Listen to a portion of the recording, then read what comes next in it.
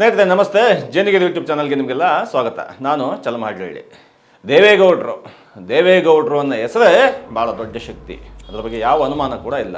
ಯಾಕೆ ದೇವೇಗೌಡ ಒಂದು ಶಕ್ತಿ, ಯಾಕೆ ದೇವೇಗೌಡ ಅಂತ ಒಂದು ಪವರ್, ಯಾಕೆ ದೇವೇಗೌಡ ಅನ್ನೋ ಒಂದು ನಂಬಿಕೆ, ಯಾಕೆ ದೇವೇಗೌಡ ಅಂತ ಒಂದು ಜನ ಸಮುದಾಯ ಅನ್ನೋದನ್ನು ಮೊನ್ನೆ ದೇವೇಗೌಡರು ಹಾಸನದಲ್ಲಿ ಮತ್ತೆ ಪ್ರೂವ್ ಮಾಡಿ ಹೋಗಿದ್ದಾರೆ. ದೇವೇಗೌಡರಿಗೆ ಇವಾಗ 92 ವರ್ಷದಲ್ಲಿ ಈಗಲೂ ಕೂಡ ಲೋಕಲ್ ಬಾಡಿ ಎಲೆಕ್ಷನ್ಗಳಿಗೂ ಕೂಡ ಬಂದು ಆ್ಯಕ್ಟಿವಾಗಿ ಕೆಲಸ ಮಾಡ್ತಾರೆ. ಇನ್ನೇನು ಲೋಕಲ್ ಬಾಡಿ ಎಲೆಕ್ಷನ್ಗಳು ಅಂದರೆ ಜಿಲ್ಲಾ ಪಂಚಾಯಿತಿ, ತಾಲೂಕ್ ಪಂಚಾಯಿತಿ ಮುಂತಾದ ಈ ಸ್ಥಳೀಯ ಸಂಸ್ಥೆಗಳ ಚುನಾವಣೆಗೆ ಶುರುವಾಗಿ ಇನ್ನೇನು ಕೆಲವೇ ತಿಂಗಳುಗಳು ಬಾಕಿ ಇದೆ. ಏನು ಕೋರ್ಟ್ ವೆಕೇಷನ್ ಇತ್ತು, ಕೋರ್ಟ್ಗೆ ಹಾಕೊಂಡಿದ್ದು ಅದು ಇದು ಅಂತೇಳಿ ಎಲ್ಲ ಮುಗಿದು ಇವಾಗ ಎಲೆಕ್ಷನ್ ನಡೆಯಬೇಕು ಅಂತ ಸಿದ್ಧತೆ ನಡೀತಾ ಇದೆ. ಅದ್ರ ಮುಖಾಂತರ ಎಲ್ಲ ಅಭ್ಯರ್ಥಿಗಳು ನಾವು ಫೀಲ್ಡಿಗೆ ಅಂತೇಳಿ ಬರ್ತಾ ಇದ್ದಾರೆ.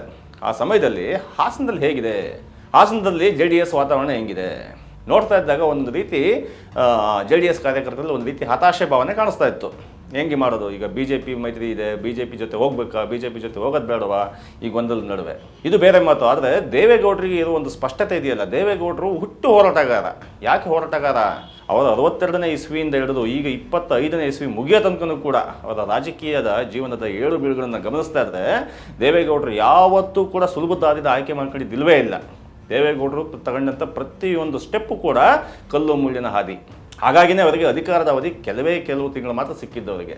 ಮಿನಿಸ್ಟರ್ ಆಗಿಂದ ಕೆಲಸ ಮಾಡಿ ಕೆಲವು ವರ್ಷಗಳಾಗಿ, ಆದರೆ ಹಲವಾರು ಈಗ ಸಿದ್ದರಾಮಯ್ಯರಾಗಲೇ ಹತ್ತಿರ 2 ಟರ್ಮ್ ಮುಗಿಸೋಕೆ ಬರ್ತಾ ಇದ್ದಾರೆ. ದೇವರಾಜ ಅರಸು ಸಮಯವನ್ನು ಮೀರಿ ಹೋಗ್ಬಿಟ್ಟಿದ್ದಾರೆ ಮುಂದೆ.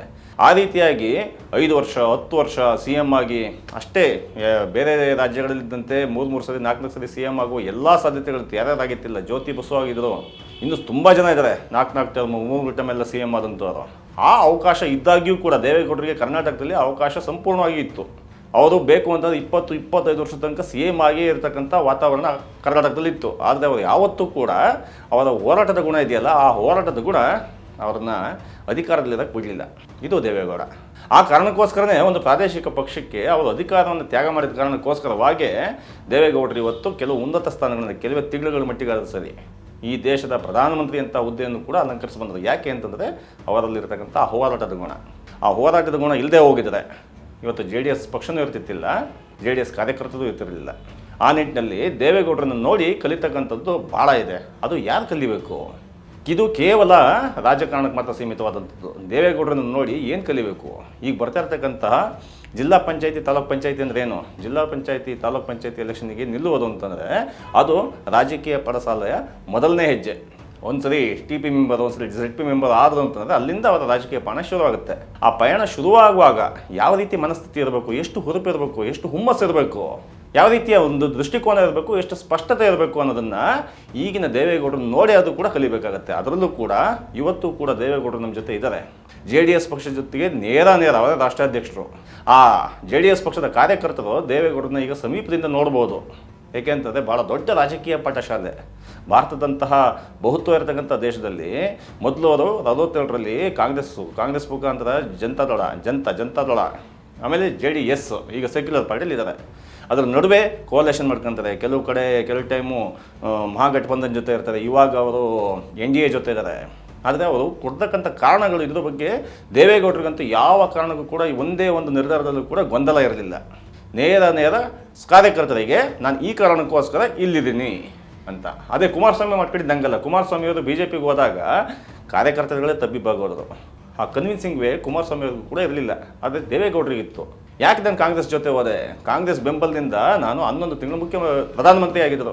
ಅದೇ ಕಾಂಗ್ರೆಸ್ ನನಗೆ ಹೆಂಗೆ ಕೈ ಕೊಡ್ತು, ಆಗ ಕಾಂಗ್ರೆಸ್ ಜೊತೆ ಇರೋದಕ್ಕೂ ಏನು ಕಾರಣ ಇತ್ತು, ಅದೇ ಇವಾಗ BJP ಜೊತೆ ಇರೋದಕ್ಕೆ ಏನು ಕಾರಣ, ಇದ್ರ ಬಗ್ಗೆ ದೇವೇಗೌಡರಿಗಾಗಲಿ ಯಾವ ಒಂದು ಸಣ್ಣ ಗೊಂದಲ ಕೂಡ ದೇವೇಗೌಡರಿಗಿಲ್ಲ.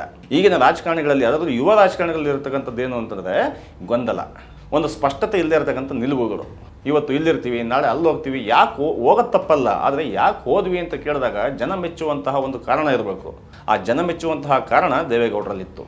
ಆ ಕಾರಣಕ್ಕೋಸ್ಕರ ಇವತ್ತು ಕೂಡ NDA ಯಾಕೆ ಹೋದರು, ಎಲೆಕ್ಷನ್ ಮುಗಿದ ನಂತರ ಈ ಕಾಂಗ್ರೆಸ್ಸು ಅಥವಾ ಈ ಮಹಾಗಠಬಂಧನ್ ಇತ್ತಲ್ಲ, ಅದು ದೇವೇಗೌಡರನ್ನ ನಡೆಸ್ಕೊಂಡು ರೀತಿ ಇತ್ತಲ್ಲ, ಅಂದರೆ JDS ಪಕ್ಷವನ್ನು ನಡೆಸ್ಕೊಂಡು ರೀತಿ ಇತ್ತಲ್ಲ, ಸ್ವಾಭಿಮಾನಿಯಾದಂತಹ ಯಾವುದೇ ಪಕ್ಷ ಯಾವುದೇ ವ್ಯಕ್ತಿ ಆಗಿರಲಿ ಕಾಂಗ್ರೆಸ್ ಜೊತೆಗೆ ಹೋಗೋದಕ್ಕೆ ಸಾಧ್ಯವೇ ಇರಲಿಲ್ಲ. ಆ ರೀತಿ ಸೋನಿಯಾ ಗಾಂಧಿ, ರಾಹುಲ್ ಗಾಂಧಿ ದೇವೇಗೌಡರು ನಡೆಸ್ಕೊಂಡಿದ್ದು. ಆದರೆ ಬುದ್ಧಿವಂತ ಆದಂತಹ ಮೋದಿ ಮತ್ತು ಅಮಿತ್ ಶಾ ಎಷ್ಟು ಅಚ್ಚುಕಟ್ಟಾಗಿ ಅಂತಂದರೆ ಇವರು ನಮ್ಮ ಅಪ್ಪಾಜಿ ಅನ್ನೋ ಲೆವೆಲ್ಲಿಗೆ ದೇವೇಗೌಡರನ್ನ ನೋಡ್ಕೊಂಡ್ರು. ಬರೀ ದೇವೇಗೌಡರನ್ನ ಅಷ್ಟೇ ಅಲ್ಲ, JDS ಪಕ್ಷ ಹೆಂಗಿರಬೇಕು, BJP ಪಕ್ಷ ಹೆಂಗಿರಬೇಕು ಅಂತೇಳಿ ಕೂತು ಮಾತಾಡಿ ನಮ್ಮ NDA ಪಕ್ಷದಲ್ಲಿ NDA ದೇವೇಗೌಡರು ಅಂದ್ರೆ ಸುಮ್ಮನೆ ಸಾಮಾನ್ಯದ ಮಾತಲ್ಲ. ದೇವೇಗೌಡರು ಅಂತಂದರೆ ಬೇರೆ ಬೇರೆ ರಾಜ್ಯದಲ್ಲಿರ್ತಕ್ಕಂಥ ಅದಷ್ಟು ಪ್ರಾದೇಶಿಕ ಪಕ್ಷದ ನಾಯಕರುಗಳು ಕೂಡ ದೇವೇಗೌಡರು ಮಾತನ್ನು ಕೇಳ್ತಾರೆ. ದೇವೇಗೌಡರು ಒಂದಷ್ಟು ಗೌರವ ಯಾಕೆ ಅಂತಂದರೆ ದೇವೇಗೌಡರಲ್ಲಿರ್ತಕ್ಕಂಥ ಒಂದು ಸ್ಪಷ್ಟತೆ, ಹೋರಾಟದ ಗುಣ ಮತ್ತು ರಾಜಕೀಯ ಮತ್ತು ದೇಶ ಕಟ್ಟುವಲ್ಲಿ ಇರತಕ್ಕಂಥ ದೂರದೃಷ್ಟಿ ಇದೆಲ್ಲ ಒಟ್ಟೊಟ್ಟಿಗಾಯಿತು. ಇವು ಯಾಕೆ ಹೇಳಿದ್ದೀವಿ ಅಂತಂದರೆ ಕನಿಷ್ಠ ಪಕ್ಷ JDSನ ಭದ್ರಕೋಟೆ, ಈಗೇನು ಭದ್ರಕೋಟೆ ಆಗಿದೆಯೋ ಗೊತ್ತಿಲ್ಲ, ಆದರೆ ಹಾಸನ ಜಿಲ್ಲೆ JDSನ ಭದ್ರಕೋಟೆ ಅಂತೇನು ಕರಿತಿದ್ವಲ್ಲ, ಆ ಭದ್ರಕೋಟೆಯಲ್ಲಿ JDSನ ಕಾರ್ಯಕರ್ತರು ಯಾರನ್ನಾದರೂ ನೋಡಿ ಹುರುಪು ತುಂಬಿ ನಾವು ಕೆಲಸ ಮಾಡಬೇಕು ಅಂತಿದ್ದಾರೆ. ಇವತ್ತು ಕೂಡ ನೋಡಬೇಕಾಗಿರೋದು ಖಂಡಿತವಾಗಿಯೂ ಕೂಡ ದೇವೇಗೌಡರನ್ನ. ಆ ದೇವೇಗೌಡರು ಇವತ್ತು ಕೂಡ 92ನೇ ವಯಸ್ಸಲ್ಲಿ ಬಂದು ನಾವು 100ಕ್ಕೆ 100 ಗೆಲ್ತೀವಿ, ನಾವು ಈಗ ಲೋಕಲ್ ಬಾಡಿ ಎಲೆಕ್ಷನಲ್ಲಿ BJP ಜೊತೆ ಹೋಗಲ್ಲ, ಏನಿದ್ರು ಕೂಡ ವಿಧಾನಸಭೆ ಮತ್ತು ಲೋಕಸಭೆಗೆ ಮಾತ್ರ ನಾವು BJP ಜೊತೆ ಇರ್ತೀವಿ, ಇನ್ನು ಉಳಿದಂತೆ ಲೋಕಲ್ ಬಾಡಿ ಎಲೆಕ್ಷನ್ ಎಲ್ಲ ಸ್ವತಂತ್ರವಾಗಿ ಫೈಟ್ ಮಾಡ್ತೀವಿ. ಇದು ದೇವೇಗೌಡರಿಗೆ ಮಾತ್ರ ಸಾಧ್ಯ ಆಗ್ಬೋದೇನೋ, ಆದರೆ ಲೋಕಲಲ್ಲಿ ಇರತಕ್ಕಂಥ ನಾಯಕರುಗಳಿಗೆ ಅಷ್ಟು ಸುಲಭದ ಮಾತಲ್ಲ. ಆದರೆ ಇಲ್ಲಿ ಒಂದು ಗೊಂದಲ ಇತ್ತು, ಜನಕ್ಕೆ ಇಷ್ಟ ಆಗ್ತಾ ಇಲ್ಲ, ಆದರೆ ನಾವು ಹೆಂಗೆ ಹೋಗೋದು? BJP ಕಾರ್ಯಕರ್ತರಿಗೆ JDS ಅಭ್ಯರ್ಥಿಗೆ ಕೆಲಸ ಮಾಡೋಕ್ಕಾಗಲ್ಲ, JDS ಕಾರ್ಯಕರ್ತರಿಗೆ BJP ಅಭ್ಯರ್ಥಿ ಕೆಲಸ ಮಾಡೋಕ್ಕಾಗಲ್ಲ. ಈ ಗೊಂದಲ ಇದ್ದಾಗ ಇದು ಒಂದು ಟ್ರಯಲ್ ಆ್ಯಂಡ್ ಎರರ್. ಈ ಟ್ರಯಲ್ ಆ್ಯಂಡ್ ಎರರ್ನ ದೇವೇಗೌಡರು ಯಾವಾಗಲೂ ಮಾಡ್ಕೊಂಡು ಬರ್ತಲೇ ಇದ್ದಾರೆ. ಅದಕ್ಕೆ ಪೂರಕ ಎಂಬಂತೆ ಇವಾಗ ನಿಮಗೆ ಕಷ್ಟ ಆಗ್ತಿತ್ತಲ್ರಪ್ಪ, ಈಗ ನಿಮಗೆ BJP ನಾಯಕನಿಗೆ ಕೆಲಸ ಮಾಡೋದು ಕಷ್ಟ ಆಗುತ್ತಲ್ವಾ, ಈಗ ನಿಮ್ಮ ನಾಯಕರಿಗೆ ಕೆಲಸ ಮಾಡಿ, ಲೋಕಲ್ ಬಾಡಿ ಎಲೆಕ್ಷನ್ ನೋಡೋಣ ಅಂತ ಯಾವ ರೀತಿ ರಿಸಲ್ಟ್ ತರ್ತೀರಾ ಅಂತ ಓಪನ್ ಚಾಲೆಂಜ್ ಕೊಟ್ಟಿದ್ದಾರೆ. ಇಂಥ ಚಾಲೆಂಜ್ಗಳನ್ನ ದೇವೇಗೌಡರು ಹಲವಾರು ಸತಿ ಫೇಸ್ ಮಾಡಿದ್ದಾರೆ, ಗೆದ್ಕೊಂಡು ಕೂಡ ಬಂದಿದ್ದಾರೆ. ಈಗ ಸರದಿ ಯಾರ್ದು? ಸರದಿ ಇರತಕ್ಕಂಥದ್ದು ಮುಂದೆ ಈಗಿನ JDS ಕಾರ್ಯಕರ್ತರು. ಅಂತಹ ದೇವೇಗೌಡರಲ್ಲಿ ಇರ್ತಕ್ಕಂಥ ರಾಜಕೀಯ ಗುಣಗಳನ್ನು ಇವರು ಮೂಳಿಗುಡಿಸ್ಕೊತಾರ, ದೇವೇಗೌಡರಿಗೆ ಇರ್ತಕ್ಕಂತಹ ಒಂದು ವರ್ಚಸ್ಸನ್ನು ಇವರು ಬಳಸ್ಕೊಂತಾರ, ದೇವೇಗೌಡರಲ್ಲಿರ್ತಕ್ಕಂಥ ಶಕ್ತಿಯನ್ನು ತಮಗೆ ತಗಂತಾರ. ಅಷ್ಟಾದರೂ ವಿವೇಕ JDS ನಾಯಕರಲ್ಲಿ ಇದೆಯಾ? ಆ ಕಾರಣಕ್ಕೋಸ್ಕರನೇ ಮತ್ತೊಮ್ಮೆ ಅಂದರೆ ಜನವರಿ 24ನೇ ತಾರೀಕು ಕನಿಷ್ಠ ಪಕ್ಷ 2 ಲಕ್ಷ ಜನ ಸೇರಿಸು ರೇವಣ್ಣ ಮಗನಿಗೆ ತಾಕೀತು ಮಾಡಿದ್ದಾರೆ. 2 ಲಕ್ಷ ಜನ ಏನು ಕಾಂಗ್ರೆಸ್ನವರು 2 ಸರಿ ಹಾಸನಕ್ಕೆ ಬಂದೋಗಿದ್ದಾರೆ, ಇಡೀ ಸರ್ಕಾರ ಕರ್ಕೊಂಡು ಬಂದಿದ್ದಾರೆ ಇಲ್ಲಿಗೆ. ಸಿದ್ದರಾಮಯ್ಯ, DK ಶಿವಕುಮಾರ್ 2 ಸರಿ ಬಂದೋಗ ಹಾಸನಕ್ಕೆ, ಹಾಸನ ನೇತೃತ್ವಡಿದ್ದಾರೆ. ಇನ್ನು ಯಾವುದೂ ಕಾರಣಕ್ಕೂ ಕೂಡ ಪಟ್ಟು ಬಿಡೋಕೆ ಹೋಗಬಾರ್ದು.